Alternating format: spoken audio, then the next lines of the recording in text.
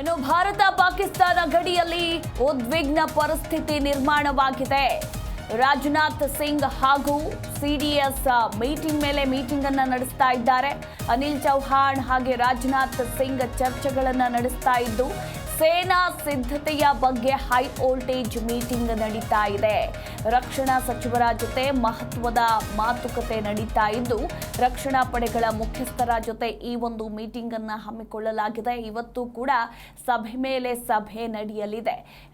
ಭಾರತ ಪಾಕಿಸ್ತಾನ ಗಡಿಯಲ್ಲಿ ಉದ್ವಿಗ್ನ ಪರಿಸ್ಥಿತಿ ನಿರ್ಮಾಣವಾಗಿದ್ದು ಇತ್ತ ಹೈ ಅಲರ್ಟ್ ಕೂಡ ಆಗಿದ್ದು ರಾಜನಾಥ್ ಸಿಂಗ್ ಹಾಗೆ ಸಿಡಿಎಸ್ ಮೀಟಿಂಗ್ ಅನ್ನ ಹಮ್ಮಿಕೊಂಡಿದ್ದಾರೆ.